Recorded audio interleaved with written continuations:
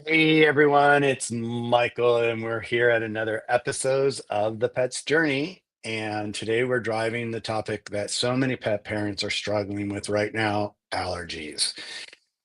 Yes, it's springtime, folks, and we are seeing it all over the place, all around the world. The flowers are up and sneezes are out, shall we say. I'm so excited once again to be joined today by our amazing Dr. Cristina Diaz. She's a holistic functional medicine veterinarian who's making waves around the world with her natural pet care. Christina combines the best of Eastern West wisdom and Western science to help pets from the inside out. Today, she'll be sharing what really causes pet allergies, how we can identify them, the triggers, and most importantly, what we can do to support them naturally and safely. So go grab a notebook, settle in, and don't forget to drop your questions in the chat. We've got a lot to cover here today. So we're super, super excited to be able to share this with you guys. So thank you guys for being here. Christina did send me a message saying she is a little behind finishing up either with a client or on her way out of the office. So we'll give her some time to get in here. Um, Amanda, you got your blue dress. What does that mean? Hi, Amanda. How are you today? Good to see you. Tell me about your blue dress. It's so funny. We're so lucky here. We have this community that we get to have and we get to share with so many people from around the world. And we get to talk about just life and we get to have great, I'm cleaning my screen, you guys. Great conversations about pets and wellness and what's going on with our pets and how we can help and what we can do to just let you know we've got you covered here at the Pet's Journey and Healthy Positive Labs. Um, just to give your pet the best life possible. That's my goal. I started this, you know, people always ask, they're like, well, how did you get involved with pets? Um, Oh, I got you, Amanda. That's cute. Haha, the mod blue is working on yeah, because you're a mod now. Yay. Welcome to being a mod here. I'm so excited that you're here. Yay. Um, yeah, so where was I? I get so distracted, I'm telling you. I'm just getting old stuff, people. And I take forever young, let me tell you. But yeah, no, we get to share with you, different ways you can take care of your pets, and that's what we get to do here, just by us having our community. That's what I was talking about. Is that we're so so lucky that we have the community that we have, and we get to talk about, loving conversations about keeping our pet well from the inside out and holistically. I mean, when I started, okay, this is the thing I'm picking back up. It was in 2000. People ask me this, and I'm going to do a whole live on this because people keep asking me, where did I start? Um, it was, it started all for me all at an event that I did called Pause for the Planet. It was in 2024, November 7th, 2000, no, 2004. God, see, 2004. And it was a big celebrity pet rescue event held in Malibu at actually one of my clients' house that I didn't know it was even them hosting it until I was asked to do it. And then through just meeting everybody, that's where I got to meet, at my first meeting, I saw their daughter that I hadn't seen for years.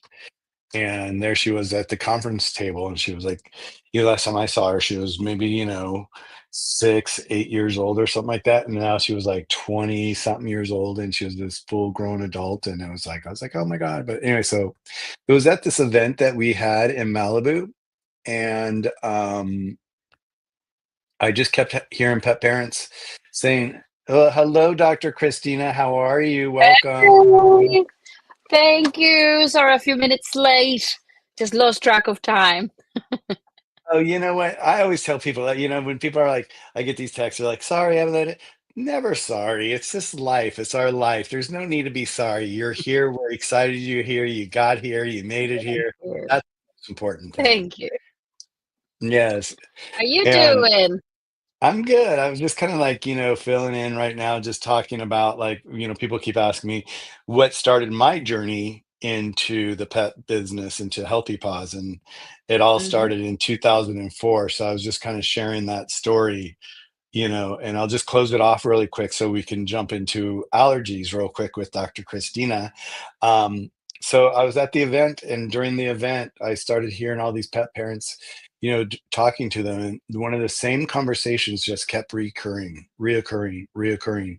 and it was all about having to take their pet to the vet and only having one option for their wellness, which was Western medicine, and they just wish there was more out there. And so I thought for sure there was something out there, and I decided I would go ahead and check it out and just see who I could bring in to meet pet parents at my next event that I did, and I couldn't find anyone. So that's where I started. It was in 2004 on my journey to find something that was an alternative for pet parents that wanted to have an alternative medicine, and that's what we have today is Healthy Paws Herbal Labs, and it's doing so well. And we're so excited that we're helping so many pets because for us, it's like we ourselves just keep getting more and more every day, and yeah, that's exciting for a business owner, but for me, it's even more exciting because that just shows me how many pets we're helping. And every time I see more and more orders come in and they keep growing every day, it just means that we're reaching more and more pet parents, and we're just, we're taking care of our furry family, and that's my biggest objective here is just making sure our furry family is taken care of one way or another, and they get the right care and the right support. And with that, that's why we have my delightful, wonderful, charming, beautiful Miss Christina from Liverpool. How are you doing, darling, and happy Hello. belated birthday. Thank you. Thanks very much. Thanks very much. It's always a pleasure, and thank you for inviting me. Yeah, it was great. I love Michael. In case that you guys don't know, he's amazing. It's a good friend, and it's So actually sweet. my real honor to be able to share this room with you guys, and obviously just have a chat and help new pet parents and all pet parents and all kind of pet parents, because I think we are always learning, including myself. Every time I go to work, not every single day, but every time I go to work, I see, things that I could improve, or certainly things that I could learn from. And I think it's very, very important to always have that kind of student mind, and always want to know more about things so we can help our pets as best as we can. So thank you again for organizing this room, Michael. I hope we can, even if we help one person, is definitely been all worth it. And I hope, please, if you have any questions, don't feel shy about it. Just write it on the thing, and then we'll try to obviously answer anything that worries you about your pets. Yes, definitely feel free just to drop them in the link down below, and we'll get to your question. We'll bring them up. That's, you said something that I just adore about you, and that's, I think that's part of our natural attraction to each other is that, underlying our shell that we live in, um, we have these personalities and these goals and these commitments to ourselves and to others. And one of the things that you just said, I think just shows it that by saying we're always learning, and you've always said that, you're always learning, we are always learning, and that to me is a sign of someone that is really doing what they want to do and enjoying doing what they want to do because they're open to learning, because so how many people get into these positions in life that they don't necessarily like what they do, and so so to learn more about it, they don't even care about learning more about it. But when you're in a position like yours, Dr. Christina, is like where you get to meet all these lovely people with all the pets that you work with all the time. I mean, what a gift that is, right? I mean, isn't it just a gift to be able Mm. to do something and be able to do something that that you're making a difference for someone and making someone else's life quality increase, and get better just by just you being there. It's like so beautiful. And that's what I love about you. So thank you for sharing that. Oh, thank you. But that's what I love about you, because you're also helping loads of pets and changing their lives and the life. And we forget sometimes we're just not changing the life of the pets. We're changing their life of their pet parents. Because I Yeah. think we sometimes forget the intrinsic relationship that there is between their pets and their guardians. Because realistically, we're a family. And, regardless of the fact that some people say, oh, well, it's not a substitute for a child, whatever, that's not the point. The point is, for me, my dogs are my best friends, and that's how I want to see them. And realistically, it's my duty as a professional, but also, as a pet parent, to do the best I can for them, and make their life as happy as I can, as healthy as I can. And realistically, nature will take its course, and it's the way life goes. But if I can do something to improve that and make them have a happier life, this is my goal in my profession. And certainly I still enjoy going to work on a daily basis, and I'm making a difference, as you say. And I think you're also doing the same with Healthy Paws, and it's beautiful. So this is what we're here, and this is what we want everyone to share our journey. So thank you for saying that. Yay. You're so welcome, darling. So, Yay. do you see the chat on the side? Do you see that on your screen? Do you see the chat? Yeah, I've just seen Okay. that, and thank you, Amanda. Hi, how you doing? It's lovely to have you here again. Thanks for your good message there. Amanda's in New Zealand. No way. What's the time there, Yeah, Amanda? I've just only it's got like the idea with Michael because we always catch up. It's I like it's not 8 hours, but I've got no well, I idea know there. it's like it's 7:11 in the evening or morning there now. I always get confused, Amanda. What time is it there where you are? Is it 7 in the morning or is it evening for you? I think it's AM. Okay, 7 AM. Yeah, 7:11 AM. Yeah, actually, Wow. yeah. And it's Tuesday, so she's the day ahead of us. Well, But you're thank you for listening to us when you're having your cup of coffee. That's such an honor. Thank you very, very much. She is great. She's like our ride or die, moderator. She's with us. She's a friend of ours, and she moderates my other channel, and she's just like she's always here, and I just love her. My other channel gets a little spicy sometimes, and so she keeps it Mhm. in control, which is nice. And it's like it's nice to have a moderator. And Amanda's always been so faithful in just being here and just doing it. And it's so cute because like earlier in our conversation, you can see she goes, "Oh, I got my blue dress," up at the top there around 12. And I'm Oh, like yeah. going, and I'm like, "What's the blue dress?" And I didn't realize it, but she was a moderator on my other channel, but she had not been a moderator on this channel. So now that she's a Um, moderator, she's got the blue. Her name's in blue now with the wrench, so that's her blue dress. So we love her. We love her to death. good. So with all that Thank you, said, man. we are in spring and flowers are blooming and our pets are sneezing and our, runny eyes, runny nose and all that. And so I just wanted to make this on allergies today, just to kind of give people, some information on, what they could do at home to maybe help, decrease the allergens inside the house, as what you see as a doctor that can help and what you see works, you know, off the shelf, prescription wise.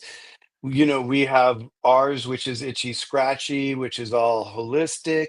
So where do you start when you see a client come in and their pets just their eyes are runny and they're just sneezy and all that? Where do you begin your process to really work out which direction to take them in, what modality to work with them with? Okay, good. I'm gonna try to kind of break that question into little bites because there is a massive subject, which is actually my fave because I'm a dermatologist, so I love No, I this. know it is. I know it is. But anyway, to start with, I think it's very, very, very, very, very important to remember we all love our dogs, but we also have cats that they suffer from allergies like any other pets. I had allergic rabbits. I even had once an allergic rat, believe it or not. But which is quite unusual, but I had. Anyway, long story short, generally speaking, in practice, we normally tend to see, sorry, dogs or cats.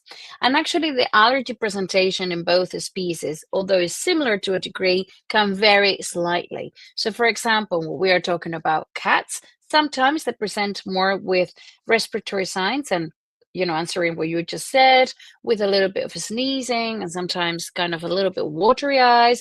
Even sometimes it can flare a mild to moderate case of asthma. Okay. However, with dogs, it's not quite the same, actually. We don't tend to see that many patients with runny eyes and a runny nose. In dogs, normally it tends to present in a slightly different way, although you find, some dogs got pretty itchy eyes and they can get alopecia and obviously what we call eyelid inflammation, a little bit of blepharitis. Generally speaking, the presentation, it tends to kind of flare up mostly in the skin. And there are normally three areas when we are talking about atopic dermatitis, which in other words is what I call an allergy to, in general, the environment. Okay. And the most common signs are obviously ear flare up. So dogs get a little bit of otitis. Um, Also, sometimes they get an itchy face, they get an itchy belly, but they normally tend to also clean their paws constantly. And if you think about it, obviously the first area that is in contact with the ground is obviously the paws, and they don't wear shoes. So realistically, is a good place for pollens to build up, especially if they've got fairy feet. So that's when it comes to the clinical signs.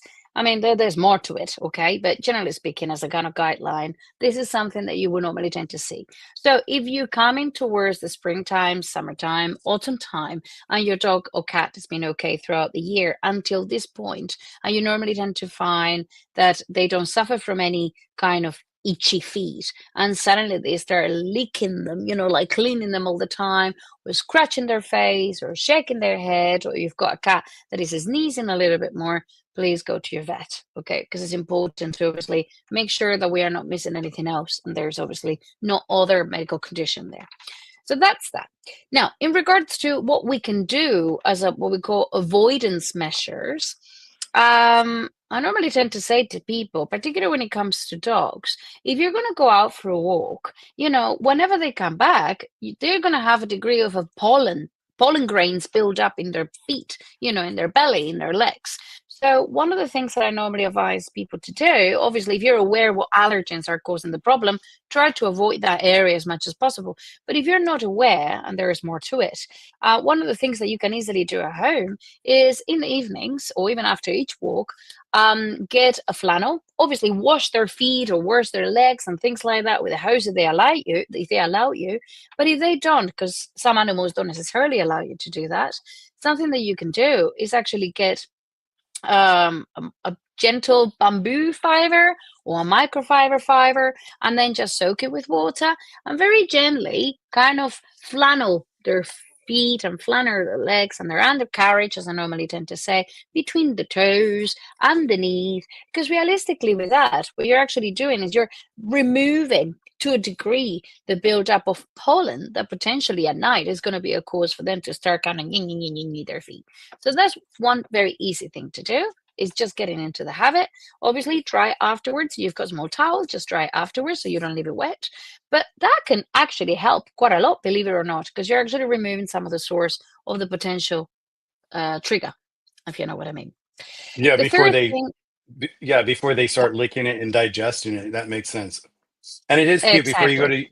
Before you go to your third thing, I don't want you to lose Yeah, your thought there, okay? sure. But you're so cute because you keep using the word flannel, and it's definitely a word that you use there in London or in the UK, flannel. Because Right. I've never heard that word be used the way you're using it, but you're using it kind of like as a Oh, washcloth, yeah, right? that's right.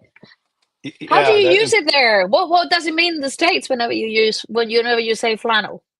Flannel is a type of a material that's Right. like a kind of like, like when you go camping or you see people out in the woods, then they're dressed in these like shirts that are like checkered in different colors, like blues and reds and whites and all that. They're kind of like, and they're a little Ah, thicker, and they're kind of like, they're not like yeah, a cotton t-shirt, but they're thicker and they're a little yeah. warmer.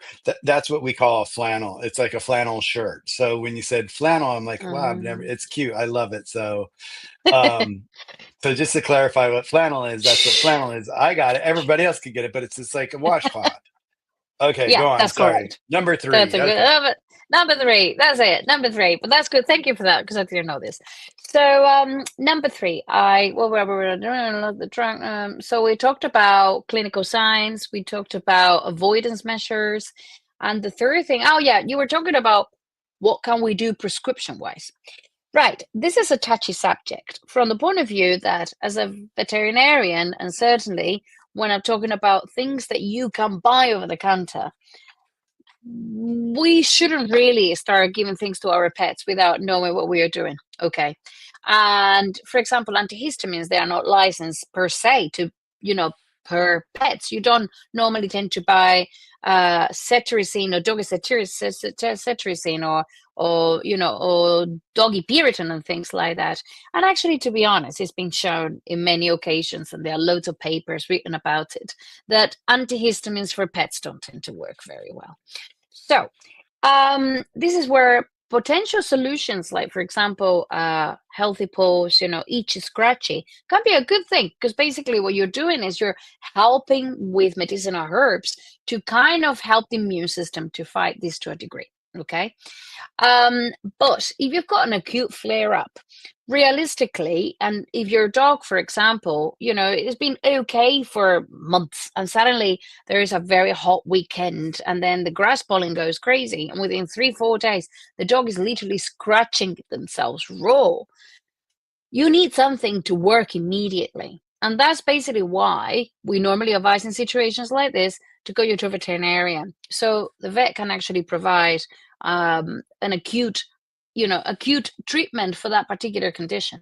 Obviously, there's another things that they're available, and they are the likes of Apoquel, they are the likes of Cytopoint, which I love. They are the likes of steroids. Sometimes we have to use them. There are loads all the different drugs. We dermatologists have what we call a toolbox, and in our toolbox we don't have tools, we've got different types of medication, different types of shampoo therapy, different types of things that we can use as a whole to help prevent flare-ups. However, you know, whenever you know what's going to happen and there is more to it, because potentially if you're referred to a dermatologist or even potentially your GP vet might be able to do it, you know, we can find out what allergens are triggering that.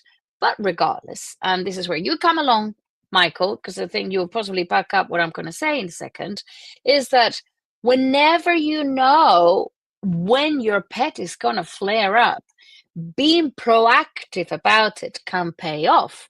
Because realistically, if you know that as soon as you get to May, your dog is going to go, if you start potentially a couple of months in advance, because as much as I love my medicinal herbs, they are not necessarily the quickest things to kick in.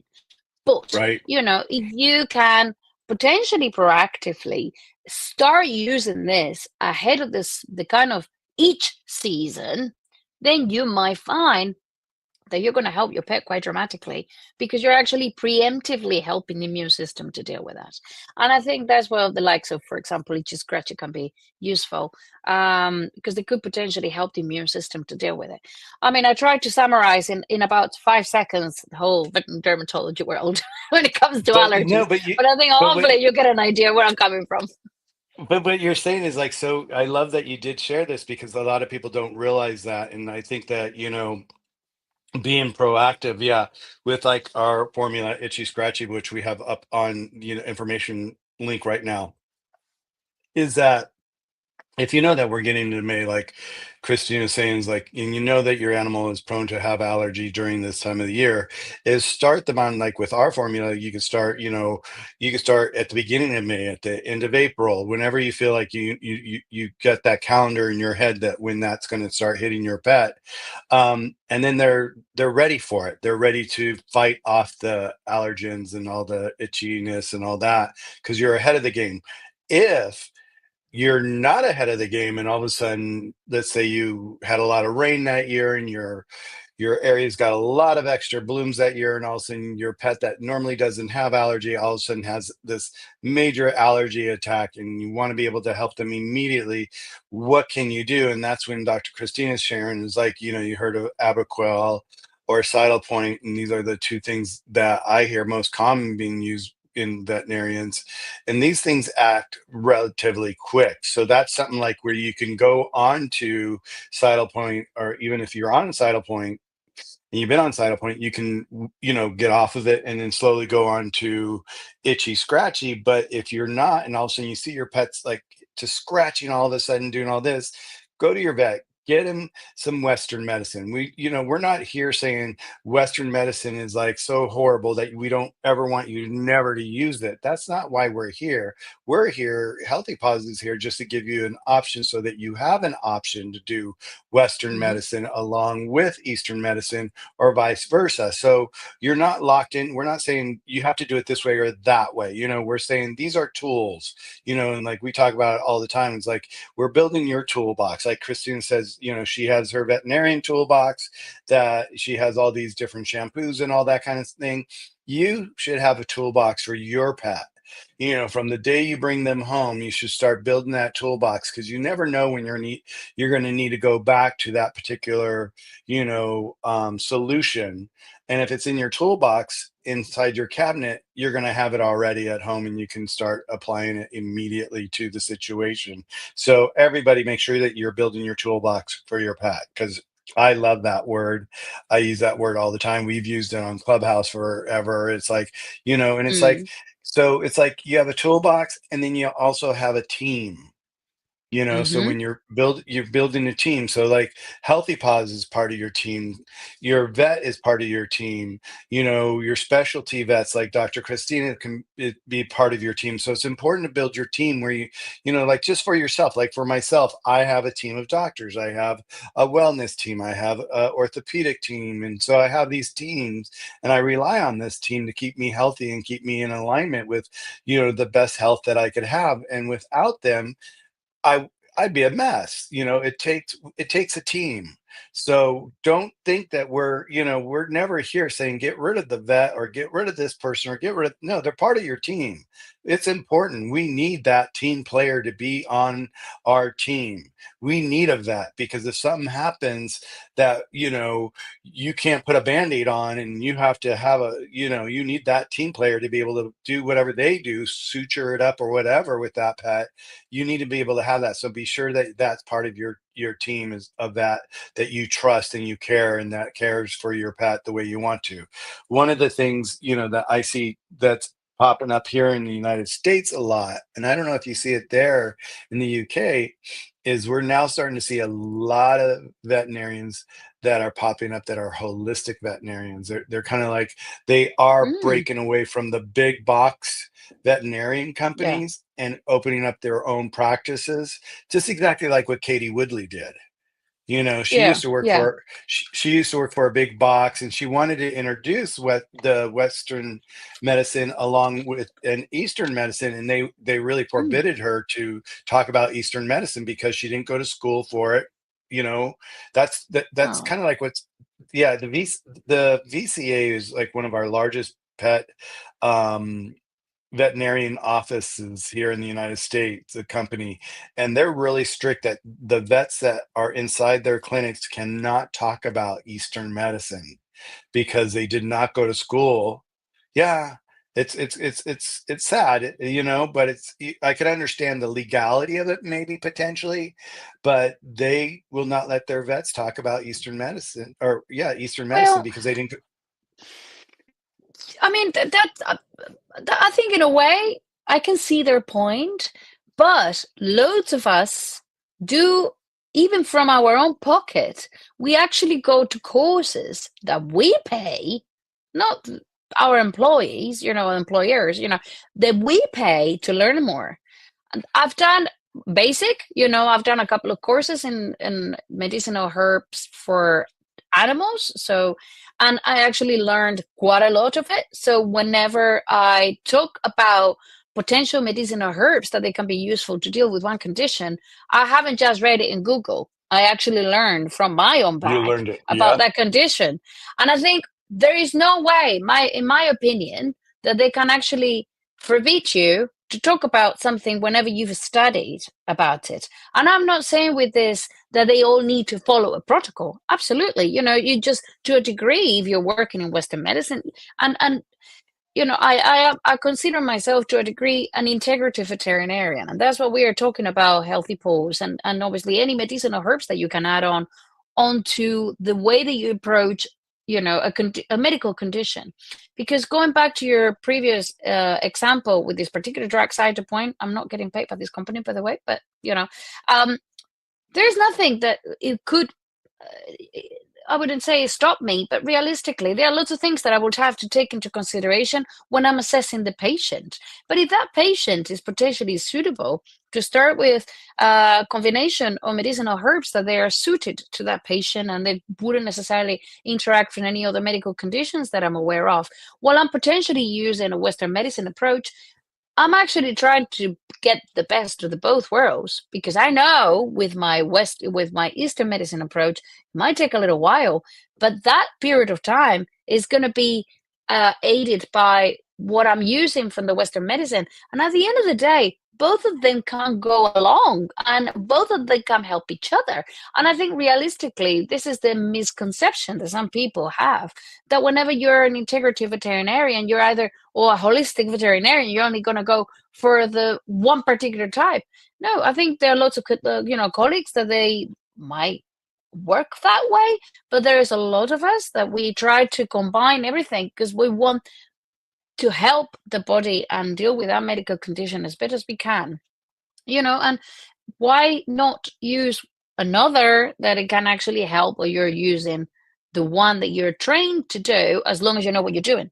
So I can see her point, but it makes me sad if they're so strict that they actually ban the vets to do that. Because I don't think that's necessarily, in my opinion, the right way forward. Because basically they're Well, limiting your clinical approach. they, But they really are. And it's like, because like with the clinic that you're with, is it a chain or is it independent? Are you one of the founders of it? Explain to me how your clinic. right. So I basically I'm working for an independent practice. It belongs to a family. Okay, so there is a group of vets that we're working there, but it's owned by a lovely couple with children, and they employed us, so we are kind of part of the team. And they gave us really a degree of freedom in the way that we want to, kind of work with our patients. And in fact, for example, I have spoken to my boss about introducing more of a herbal medicinal approach, but unfortunately it's just the time constraints, because we don't have time. One of my colleagues does do acupuncture, and unfortunately we are so busy that there's just not enough appointments to deal with everything. So this is our main issue, but I absolutely love the idea of being able to use all those things. And in fact, for example, I want to do an acupuncture course because I know there's some uses that it could be used for dermatology. However, but I also have my private kind of dermatology visiting service. And potentially with that, I'm a little bit more restricted because I see patients that they've been referred to me. But in some occasions, we can integrate as well some other disciplines that we can potentially add on as we go along dealing with a case. But I guess whenever you're dealing with a corporate, with this, I mean, these big, big, big companies that they're more suited to follow a protocol because they want everyone to kind of do the same thing, it might be a little bit more complicated. But I think it's valid to have a conversation, because in each clinic, even if they belong to a big corporate, you're going to have a group of vets and you're going to have a manager or a clinical director. And that clinical director might not know enough about this approach, but there is a clientele in that particular practice that they might be interested in exploring these things. So there's a lot of red tape, like when it comes to any kind of corporate world. And I can understand why Katie, for example, decided to go that way. I completely get it. I completely get it. And I'm glad to hear, that there's, more of an option there to actually explore this integrative approach, because there is definitely room to use that. And I hope, it does grow in the future. But yeah, in my opinion, my own opinion, I can only speak for myself, but in my own opinion, I think it is a good approach to consider those two options Well, together. well, and that's exactly what, I always share with people is like, if they are getting a pet and they're getting ready to adopt a pet and bring a pet into their family, is like, when they're out looking for a veterinarian to make part of their team, look for one Mhm. that is independently owned, that's not part of that big VCA group, because who bought VCA. So VCA is the big clinic here throughout the United States. Mhm. Okay. It's a big, big company. and it was founded in, I just had it here, in 1986. And it's in Canada as well. And Mm. this last year, well, actually in 2017, so it's been a while now, Mars purchased it. Oh, And okay. okay, you know who Mars is? Mhm. Mhm. Okay, so they're buying, so they own a lot of the pet food companies as well. So it's kind of like, Um, it's kind of like dirty to me. It's kind of like the integrity is not there, and they're like the mission of, like, let's say a food company is to bring the best, nothing but the best food for the pets, right? But a mm, lot of their kibble is not food grade meats, it's all feed grade, for that's what they mm. use to make their food, and it's not the right food the grade to use to make healthy food, right? We know that because it's a whole nother level of it. It's so they turn around, they bought VCA here in the States, and those are this, and they're all over the place here. They're like Mm. they're almost like a fast food station here in the States. It's like you have a VCA here, over on another corner you have another one, over on this corner they're all over the place. So that's been our major veterinarian go-to for everybody in the United States, Right. is a VCA clinic, until the independents started popping up. So now with the independents, now those are the ones that are like crossing over with the Western Eastern, but they have told their veterinarians, because they did not go to school to talk about or learn Eastern medicine, even though they may Mhm. do exactly what you're doing because they want to increase their knowledge and know more, that they're not allowed to speak about Eastern medicine inside their businesses. So it's a big Right. corporate run. So that's the difference. Because that's why I wanted to ask you about your clinic, because like Mm. you work for a beautiful family that cares, and they care about what they do, and they probably care about what you do, and that's why you're there, and they're so lucky to have you, because your Oh, integrity with thank you. what, well, it is. It's true. It's like, you have people that go to work for 9 to 5, and they come home and they wait for the paycheck. But then there's people that go to work that, yeah, they get the paycheck, but it's really they're there finding solutions for their patients, and they're finding the right solution. They're just not finding one because it's on the veterinarian shelf to sell. It's not that solution because it's there to sell, because they want you to sell that one all the time because they're making money off of it. You're finding the right solution that's actually going to benefit the pet itself. Mm. So, I think I completely, totally understand, and I think from a business point of view, I guess for these corporates, they have to stick to what they know because, as you rightly say, they said, "This is the protocol. This is what we're doing. A, B, C, D, and that's it." I mean, I'm very fortunate, and I think most of the vets that work in independent practices, having that clinical freedom is invaluable. And I have worked in corporates in the past, and I know exactly how potentially tight you can be. Although there is room for a kind of freedom to a degree, but you're still stuck into what is protocolized, if you know what I mean. The only thing I want to kind of, and again, I can only speak for myself, but as a vet, um, I could quite confidently say, and I can't say this for every single vet in the whole world, but I can confidently say that most of us, regardless who you're working for, we really, really want the best for our patient, and we try to do the best that we can for our patient within our means. And with this, I mean, I've got colleagues working here in the UK. There's what we call the PDSA, is the Pet Dispensary for Sick Animals, and this was founded at the beginning of the 1900s to actually help animals that they belong to very poor families and that they couldn't afford to do anything. So this was a charity that it was founded at the time, and to this day it still exists.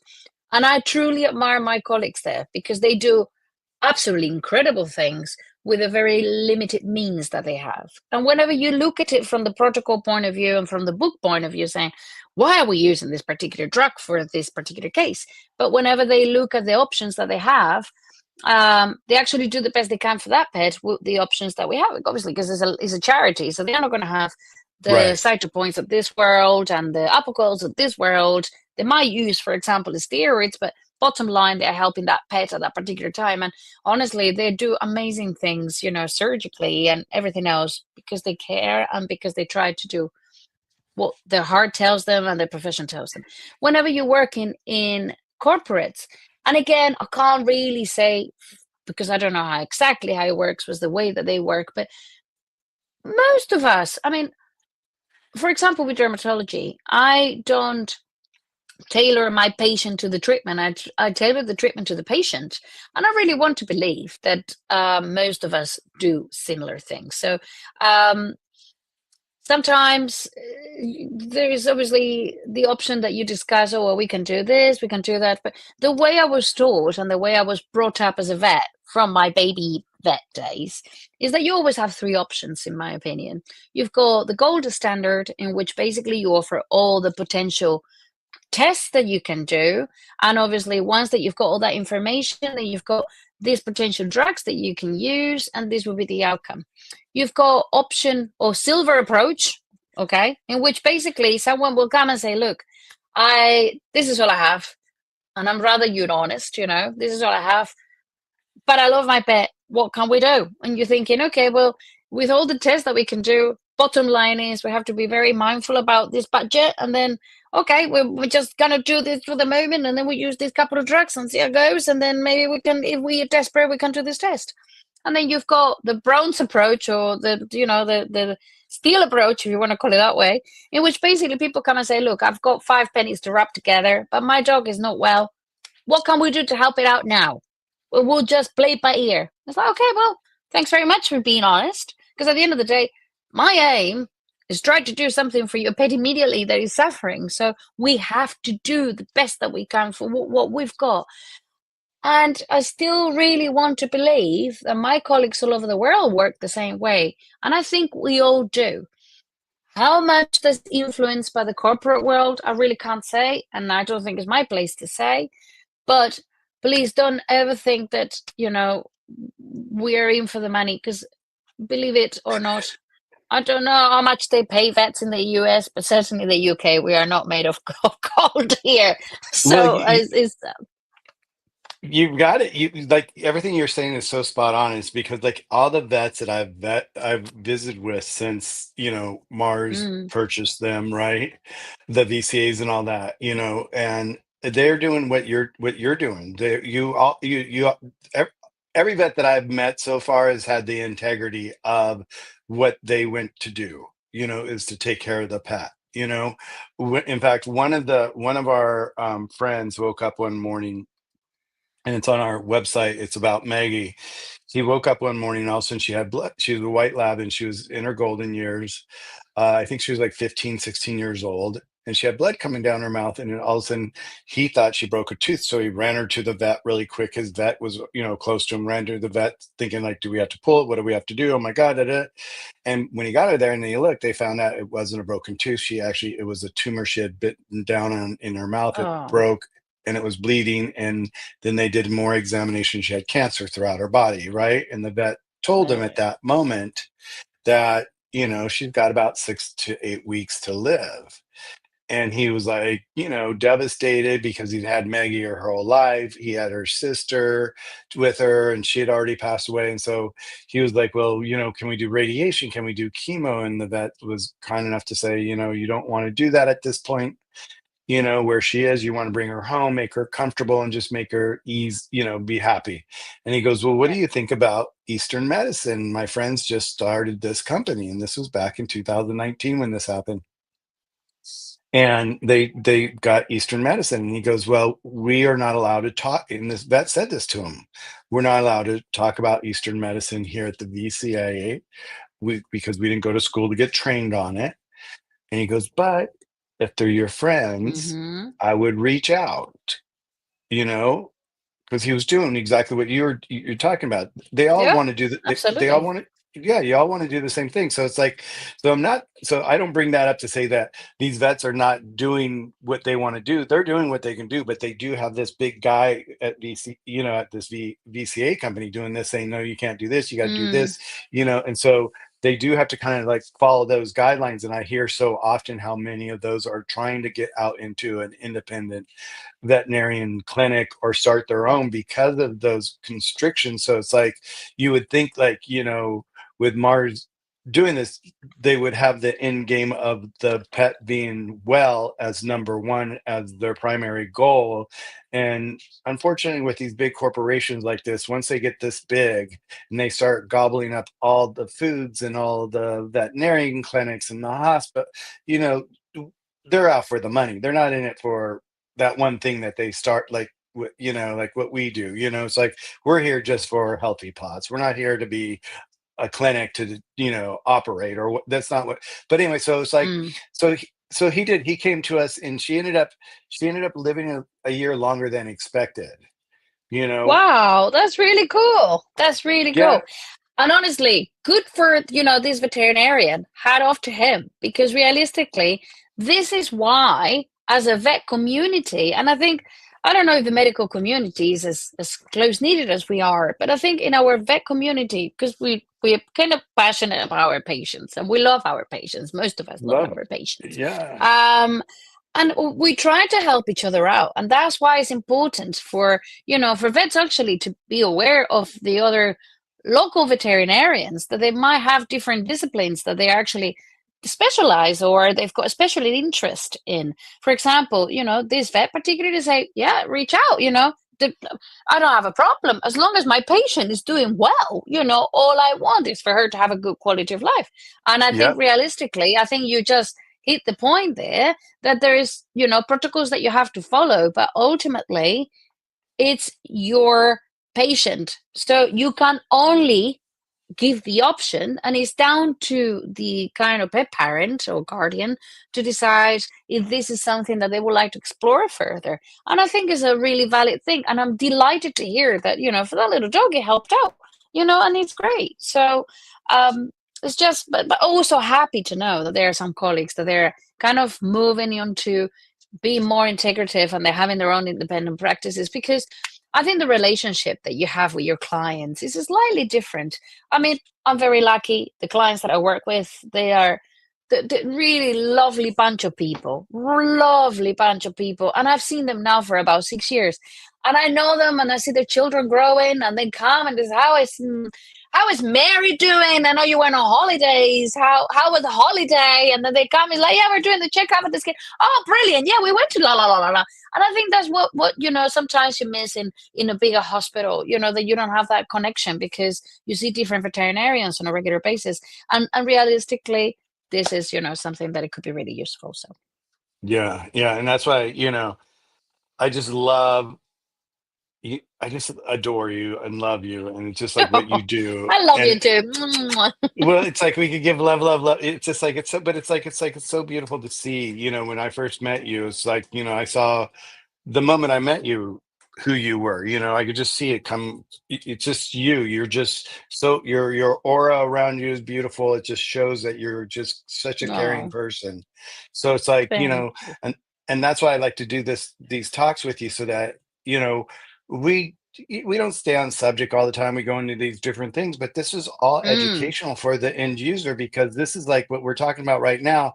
Maybe someone came in here to listen to the allergies and all that, but now maybe they're now thinking, well, maybe I want to find an independent vet for my new puppy instead of going to VCA. I've been taken to the VCA. Yeah. And this is like, so you're always, they're going to learn something. So they're learning this, and this is such a great thing, because like all the vets that and it's like, I don't think I've come across one vet that had said, no, you have to do it this way, Western medicine, because we work for this company and it has to be, I think everybody's heart is where yours is like, they do want to do the best for the pet. And so it's just, I don't know. I guess I'm just saying this because I wanted to, once you shared that you work for this family and it's independent, it's like, and that's where you're coming from. It's just, for you, how beautiful that is for you to be where you are, to be working with a family that lets you be you, you know, and, Mm. It is. because We're that's, quite fortunate. Absolutely. yeah, because it's only a win for them, for you guys to be you and not to put, restraints on you for talking about this or not talking about this or whatever. You guys just do what you do because your heart's in it. And by them doing it, it's just like so beautiful because then they get the quality of service for your clients that your clients deserve. They want the best. Well, and also I think the clients also, they appreciate the fact that you can have these open conversations. I'm dealing with a patient at the moment, and we had discussed this. Is a dog with some dermatologically neoplastic issues, and the lady who owns this dog asked that question. Is like, look, I honestly don't have an issue whatsoever. Realistically, what I want is for this particular dog to have the best quality of life for as long as we can. And certainly, I'll be the first one to have a chat if you decide to go to speak to a holistic vet. I'll be the very first one to discuss the case and delighted to help my end as much as I can. Because realistically, I'm not losing my patient to that person. We are both working together in order to get our patient in the best position possible. And I think obviously clients appreciate that because they're kind of realizing that you do care. You do care too. I normally tend to say when I deal with one of my patients and the clients are helping me out, we are team pet, we are team Toby, or we are team I don't know, poodles. It doesn't matter. We Right, all right. work as a team, and it's good for us to celebrate the wins as much as discuss the setbacks, because at the end of the day they are actually, I'm asking them to do certain things, but they're actually being my nurse, if you know what I mean, and they actually get involved in trying to help their pet better. So we all work as a team, and I think whenever we've got that kind of mindset, it kind of makes them see it's not the vet telling them what to do. We are working together to achieve the same goal, and I think is really, really important to take that. And I've just seen, changing the subject completely, this Yeah, question has been there. yeah. Are there any contraindications? And I'm really sorry, Amanda, it took so long to reply to this. Oh, that's okay. But I'm speaking for you, Amanda. That's okay, Christina. Everything you're saying is thank so you. important. Yes. So Thanks. what's your So thoughts? are there any contraindications between the herbal solutions and the drug solutions? It depends. And I don't like this, as I said in the previous life, but it very much depends, because the only thing I will say is we need to take into consideration if there are any other pathologies that they could interact. And I think from the point of view with potentially the herbal solution that you've decided to choose. But that's why having someone like Michael, in the background can be really useful, because Michael, has all the information, and certainly uh, help from an amazing herbalist in the background that he could obviously kind of assess you in that respect. And I think it's important to reach out, and it's important to discuss things as well. But generally speaking, normally then if you have a healthy pet, generally speaking, I don't tend to, and I hope I'm not wrong saying this, but generally speaking, I don't think there is a potential interaction there that I will be desperately concerned about. But nevertheless, always ask the question, particularly you've got a dog that has got any other medical conditions that we should know about. And I can see Yeah. from Amanda the vet that has ah, that's good. I'm glad, Amanda, that you had that experience. That's really, really good. Excellent. Oh, she left New Yeah. Zealand. Oh, well. Yeah. To go to Arizona. Oh no. But but like what you're saying, it's like, it's like, and when I get people that call us, like I was on the phone with two people this morning before I got in the office, and I was talking to this one gentleman who had ordered one of our formula, our yeast formula for his puppy.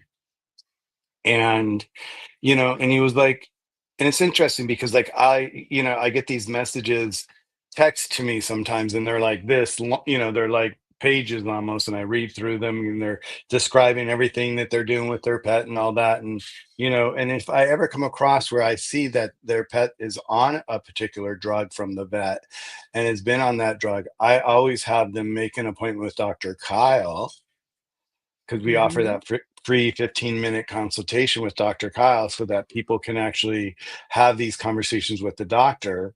And with his husband right next to him, Andrew, who's like the top vet in Hawaii, we have such an incredible, powerful team together. So that if Yeah. there was any kind of like interaction, that's how we would find out, because like if I start to hear that a pet's on this drug, this drug, this drug, this drug, before they even start ours, I always say, before you start, let's set up a 15-minute consultation with Dr. Kyle. It's completely, complimentary. So there's no fee to it, but let's start off on the right foot. Baby steps into this process. So we're going in the right direction. And they're so appreciative of it. One, when they hear that it's free, they're like, what? What? It's complimentary? I'm like, we're here to help your pet. That's our goal. That's our goal for our company. When we started this, that was my goal of developing this company, was to be able to help pets. Every time every time I talk to someone, like I talked to this one lady, and I was on the phone with her for an hour.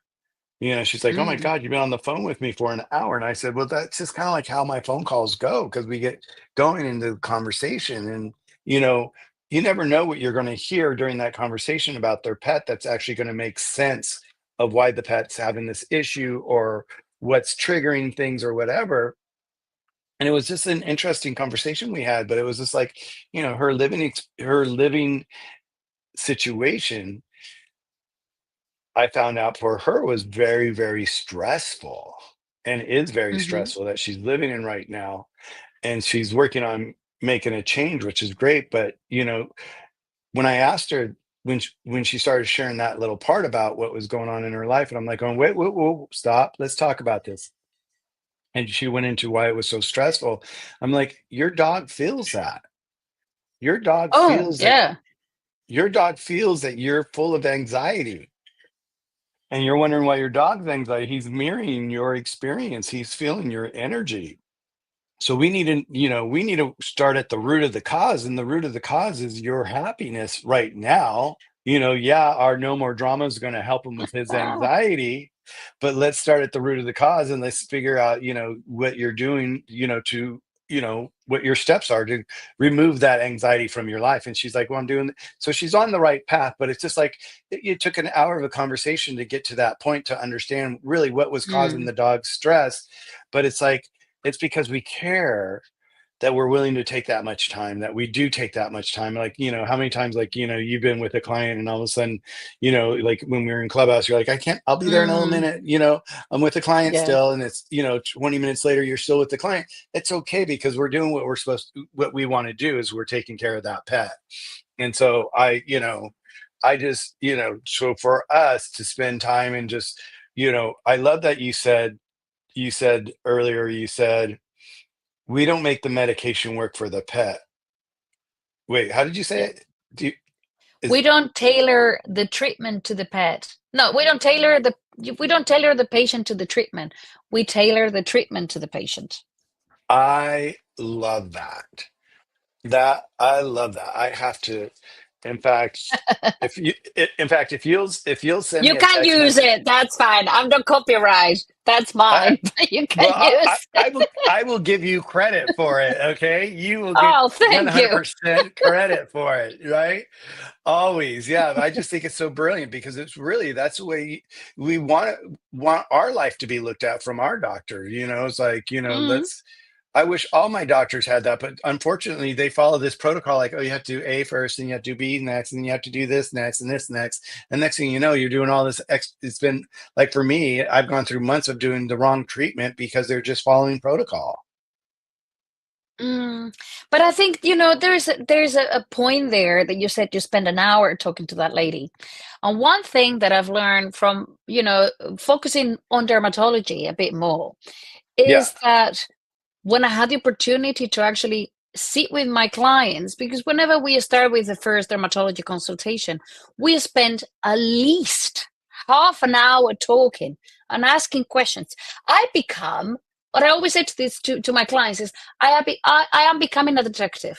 For the first 30 to 40 minutes of this consultation, I'm going to be a detective, and I'm going to ask you loads of questions like police will do, to try to find out more information for what you're saying that is going to help me to get to the problem, a little bit sooner, because there are certain details that they're going to give me loads of clues, and that's going to help me to create what we call a list of differential diagnosis. Because it's not quite the same to talk about an itchy dog that is 12 years old, is never itched before. They're talking about a year and a half Labrador that has just started itching in the middle of the summer. So, there is a completely different kind of set of circumstances there, and that they're going to give you different clues about what it could be going on. But that's something that I never had, or I don't have, because I still work in practice, doing normal vet things as well. I don't have that time and that depth of conversation in my 15, 20 minutes. So I think realistically, there is a very good point that you make there. And this is exactly proves the point of this conversation with the lady for an hour. Because within an hour, you just not learning the fact that the dog is stressed, and needs, the Manic, stress right, remedy. right. Absolutely. You're actually learning all the background that has led to that point. And that's something that if perhaps, the clinicians had the opportunity to do, they might change their approaches slightly. So I'm not kind of defending everyone that is just following the protocol, but I know the limits of what a 10-15 minute consult can give you whenever you got people waiting, and you just have to give them something to patch them up until you get more time to deal with them. And I To think figure that's right. that's part, yeah, that's part of the medical industry, and how it works nowadays, unfortunately. But yeah, that's a very good point. And I think what you're doing with Dr. Kyle and the free complimentary consultation is beautiful. So, if not many people offer that option, but I think it's very, very, very, very important to do things right. So, Well, congratulations on that. I think it's well, it great. just, it just helps our client, our pet parents, and that's what we want to do, Mm, is we want to just be able to help them as much as possible. And if we can find, with like Dr. Kyle stepping in to give, his, to have him listen and understand, because like when they fill out the form with Dr. Kyle, they actually fill out a whole intake kind of form. Um, and in there he asks a ton of questions, so he's able to gather a lot of information by the form that people fill out, and then that hmm gives him the opportunity to know more about that pet before he even starts to talk to the client. But yeah, it does help to have all that information.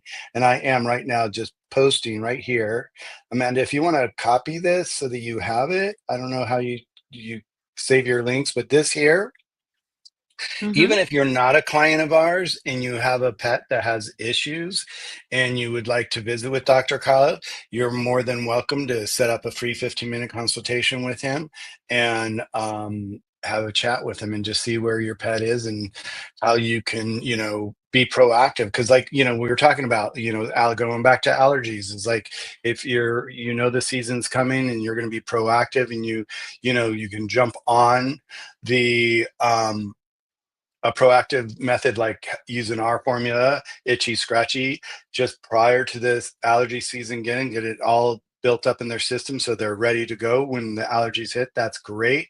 Then that's being proactive. And then if you don't, then you always have the Western medicine, like the Saddle Point and all that. One of the things that I wanted to ask you, because it is about, hmm and I know that we always try to keep you close to an hour. How's your time? How are you feeling? Are you ready to go to bed? Oh, no, quite. I'm basically, my stomach is asking for some food because it's 9 o'clock at night here and I haven't had any Okay. dinner yet. So, Okay, but yeah, so no, of course, I'm not restricted. I'm not going to say goodbye. No, no, of course, I will stay I, a little longer if you would need me to. Of course, it will be a yeah, pleasure. I wanted to close out on a few things so that we don't Sure. miss it. So, um, so where was I? I was talking about that. I was going to say that. Oh, but going back to allergy, being proactive, and all that. So Yeah. this was something that I believe we talked in. I don't know if it was. I'm sure you were there with me because you were there with me in a lot of the rooms. We became like these two pals that just went from room to room to room and talked to all these, incredible people from around the world and all that. But somewhere along one of our conversations or one of my conversations I had with someone recommended, how you're talking about having the flannel to wipe them down, to wipe them down when they come out to get all that, the pollen and all Yep. that.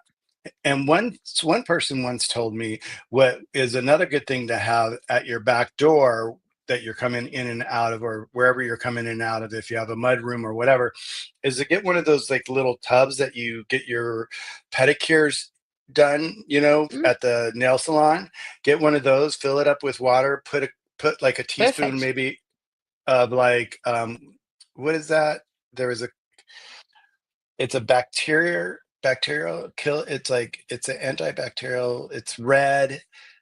Not Mm, it iodine. could be Hebe scrub. Yeah, it could be no Hebe scrub. It could be chlorhexidine. Chlorhexidine. It could be an antibacterial kind of wash.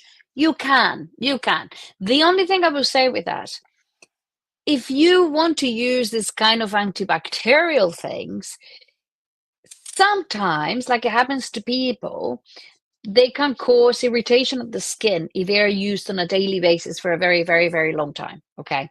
So if you put a little bit of water, the only downside is that if you're diluting it, sorry, a lot, you're not going to get the most of the antibacterial action. But if you're using it to the concentration that you would use to kill any bugs on the skin, that if you were to use it on a daily basis could lead to some dermatitis for long-term use. Okay. So I would suggest personally just water. Water will clean the skin nicely. It will remove any dirt that you've got there. Just make sure you dry it well afterwards. I mean, your dog will tolerate having the paws, washed on a daily basis. Fantastic. Best thing that you can use. But if they don't, because some dogs are a bit fussy with that, although they will get used to it, you can still use a washcloth stroke flannel to clean them. But Right. learn something now. Learn something. But you see, you're always a student. You're always a student. You always Always, learn something new. always right. There you Uh-huh. go. But honestly, water is great. Water is great. And whenever you look at various studies that they've done, for example, with they've got dogs that they've got pyoderma infection in the skin, and they're talking about these whirlpool baths and things like that. They found actually just sheer water can help a lot because you're actually removing with the water some of the stuff that is sitting in the skin, and it's just water. So yeah, I would suggest don't complicate your life. Don't start Make buying it things easy. and stuff like that. So Just make so water, that just will keep do it it simple. fine. Yeah, so just keep it simple. Just make it water. Just get that off like that, and just boom. And that way, you just change water all the time. That makes sense. Okay, good. I like that. Yeah, because Mhm. like, yeah, because that what you shared about like by the time you put enough in there to do what it's supposed to do, you're going to oversaturate the water with that chemical or that Mm, product, and then it's going to yeah. just absorb into their system. So I'd rather not see that either because that could be, Yeah. long-term use could be something. So well, that's good. I'm glad we got that cleared up. Yay. So Yay. let me see if I have any last minute little questions here before I let you sneak off and grab a bite to eat there. You see, I've been snacking over here myself. Um, so okay, so this is a Oh. question I had that someone asked before was Mhm. like, you know, should I bathe my pet more or less during allergy season? Good question, actually. And that takes me to the topic of shampoo therapy, which sounds quite jazzy, but is basically using a therapeutic use of shampoos to help our dogs, coats and things like that. Um, washcloth of what? Oh, very good, Amanda. Well, Amanda, one could right? make a washcloth out of an old Farnell shirt. Excellent. That's recycling at its best. So you get the best of both worlds, you see? Brilliant. That's good. Exactly. Bringing our Absolutely. countries together again. Yay. Cool. So, oh, what was your question, Michael? Sorry. I've got. Oh my God, don't Oh, you? It what was was like it?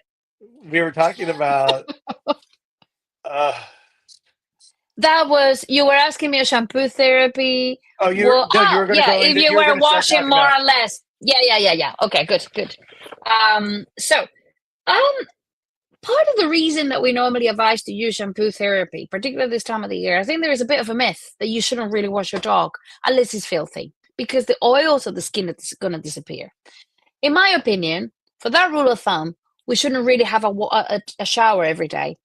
Put it that way. We don't have as much hair, but skin's skin anyway. But sometimes, depending on what kind of shampoo, what kind of um, body lotion you use to wash your skin, sometimes it can dry it up. And there are certain chemicals that can affect the pH, and obviously that could obviously disrupt the oil production. So too much washing, and I would say every single day on a long-term basis, I wouldn't necessarily say is maybe the best approach. However, regular washing, in my opinion, just my cat crashing the show. Um, Regular washing, in my opinion, at this time of the year, I think it'd be really useful for the very simple reason that we are talking about water removing some of the allergens. You're actually removing with the wash, you are removing some of the buildup of tree pollens and things like that, that they could remain in the pet's coat because they've got long fur. So sometimes that can actually kind of, I wouldn't say clog the skin, but it can build up into the fur. I mean, in the summer, for example, when I do cytology from the feet, I see lots of grain pollens there. They're in my cytology and I can see under the microscope. So if the same is happening in the feet, it's going to happen in other areas of the skin. So washing your pet with a shampoo that has actually been designed, A, for dogs or cats in this case, but for dogs, because cats don't necessarily like water. And obviously it's been designed for sensitive skin, particularly dogs that they are prone to have allergies, is actually a shampoo that you can use often without having any major issues using it. I'm not going to talk about a particular brand because there are loads of brands out there in the market. Just do your research, go look for one that has got some backup, so some research in the background, and they know what they're talking about, okay? But there are really good shampoo companies out there. So just again, educate yourself, do your homework, do your due diligence whenever you're trying to help your pet, not just buying shampoo, just, looking for companies that they've got some credibility and they've got an ethos behind it and that they've got some integrity. Like, for example, Michael's Healthy Paws and Dr. Kyle, that they care what they do and that they try to do the best they can for their clients. There are loads of rogue people out there, but there are loads of people that they really, really care. So just do your homework. But yeah, I don't see why it should be a problem. And in fact, it could be quite a positive thing. So hopefully that answers the question. No, I love that because you brought it up. It's like, so real quick. So like this magic shampoo, like would one, I mean, this is just a thought when you were talking, would one take like, could one make their own magic shampoo? Like if I was to take like, let's say baby shampoo, which is supposed to be really easy for babies. No? No. To- They've got animals and people have a slightly different pH. And although baby shampoo is kind of similar to what potentially, animals' pH could be, please use, I mean, the difference in price is peanuts, as we say here. It's practically nothing. You've got right. very expensive pet shampoos, but realistically, if you're prepared to help your pet, honestly, you don't have to spend £40 a bottle of shampoo. You can just buy a decent shampoo for about what we call a tenner here, for about £10, which will be equivalent of $12, $13 there. So, and it's not actually a teeny tiny bottle. It's actually a decent shampoo. And if you think about whenever you go to the hairdressers and that they say, oh, this shampoo is amazing. And it's $40 a bottle. And you're thinking, well, is that amazing? I'm going to try it. And then maybe you try it and it suits you. And then sometimes you try and thinking, doesn't work for me, waste of time, but I'm going to use it and then I won't buy it again. So with that, again, most of the time, if you go to a salon, they're going to sell you quality products that they potentially will work.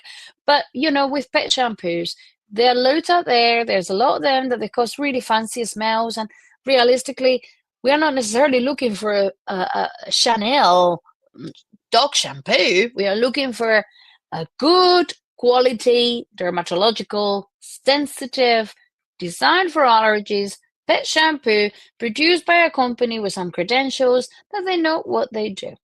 Simple. And also, we were talking about the team before. We had this conversation in Clubhouse. How many times, Michael? Loads of times. And we're actually talking about, we have a team around your pet. Ask your groomer. Your groomer knows about pet shampoo therapy. That's what they do on a daily basis. And they will be really knowledgeable and they will be able to tell you, well, I know your dog very well. It's got this kind of fur. Is this big? Is that big? It's got wiry hair. It's got soft golden retriever hair. Within this range of shampoos, that would be, I would suggest to use this one, this one, this one. Simple. That's part of the team, so Right. that could Exactly. be I another love that. solution. Yeah, I was going to ask you that question is like, because I was going to say, is there one thing that you want to see inside the shampoos or like one ingredient that you know that is like one of the best ingredients to be inside the shampoo that stands out to you? Is there one that they should be looking for? Is there like one special ingredient that you can think of that would be inside that shampoo that you'd want to make sure that the shampoo has? Yeah, I would say shampoos, and again, all shampoos that they are designed for dogs that they've got sensitive skin or allergy, or basically they suffer from allergies. Good dermatological shampoos designed for this. They've got loads of emollients. They've got things that they're going to replenish the moisture in the skin. Because whenever you've got dry skin or potentially skin that is a little bit inflamed, there is going to be a degree of what we call transdermal water loss. So there's going to be some water that they're going to kind of start getting lost from, from the subcutis, sorry, to obviously the epidermis. So whenever you've got this kind of shampoos, they're potentially designed to replenish some kind of moisture, but also to help the skin barrier to become a little bit more resistant to this transdermal water loss. So this is what I mean. There are really good companies out there, and I'm not going to start, talking about different brands because I'm not quite sure exactly what you guys have in the States in comparison to Right, Europe. right, right, right. But they are really, you just need to Google it and do a bit of research, and you're going to find some good stuff out there. Very good. So one last little note, because Amanda here said, are human shampoos very different than pet shampoos? And yes, they are. That's what we were just talking about. But Amanda says the reason why she's asking is because she found a real good eco shampoo with no chemicals That's for Lola. me. Hello, Lola. Lola, kitty, kitty, kitty, kitty, kitty. Oh, she can't hear me, right? Um, No, she can't hear you. Yeah, so because she found a good eco, but once again, the makeup of that eco shampoo could be just for it's a human shampoo. So from what I'm hearing from you, Christina, is like, no, you want to find a dog shampoo, correct? I mean, we are talking, yeah, absolutely. And I think we are talking about doing the best that you can for your pet. Is, Yeah, in my opinion, is basically saving yourself $3, $4, yeah, $6. yeah. You wouldn't hesitate for 2 minutes to buy your pet a bag of treats that will cost that. While you are going to kind of cut down in something as vital as potentially helping them with a good shampoo. And the good thing to remember as well, and this is very important as well, for the very point of view that whenever we are talking about pet shampoos, that there are some of them that they've got this smell and it's all that kind of stuff. Well, we are talking, and they're obviously a little bit more foamy and things like that, because basically it's just a slightly different approach. But whenever we are talking about treatment shampoos, you normally tend to find that they don't foam as much and they are not so smelly, but they're actually made for a purpose. So generally speaking, they are more concentrated. So you normally tend to find you won't use as much either. So just follow whatever it else tells you in the instructions of the bottle, and then just follow that. And then obviously just make sure that you kind of dry your pet afterwards, especially if it's a bit of a chilly day or if you do it outside. I mean, if it's sunny and gorgeous, they will dry up pretty quickly. But if we're talking about a different time of the year, make sure that they don't get wet and that then obviously they get in a draft that could potentially obviously make them a little bit poorly. So again, I think that's just common sense. And sometimes we forget that common sense applies to animals as well. So you just kind of use that and remember that as well. Well, I love all this information as usual. I mean, it's just like, this is like I didn't think we'd end up on shampoo, but what a great way to end up. Just make sure it's moisturizing for the pet. That sounds like what the number one key is there is if you're going to be using that shampoo often. I just want to say thank you so much again, Dr. Christina, for being here and joining us and talking about skincare for our pets and giving us insight that you have over the years that you've been doing this. So we will see you again soon. Thank you. Go enjoy your dinner that's waiting for you, whatever it might Thank be, you. or whatever you end up making. Surprise! He's Surprise! already been he's been cooked, so I don't know what's on the table, but I know I have to come down Oh, soon. oh, good. Marcus is waiting. He's like was Marcus the chef today? Yeah, yeah, he's chefing today. Yeah, so Yay. I'm very fortunate. It was very much like, yeah, I'll do my life, and then we'll see what's going downstairs. So I'm quite looking forward Okay. to that. Well, go, go, go, go. Tell Marcus thank you for letting us have you. And Oh, thank everybody, you. bless you. Thank Thank you. you Have very, a very beautiful night. much I for love you. inviting I'll me. talk to you soon, and Love I'll you be too. sending you a new invite soon. Okay. Okay, take care. See you all. Bye.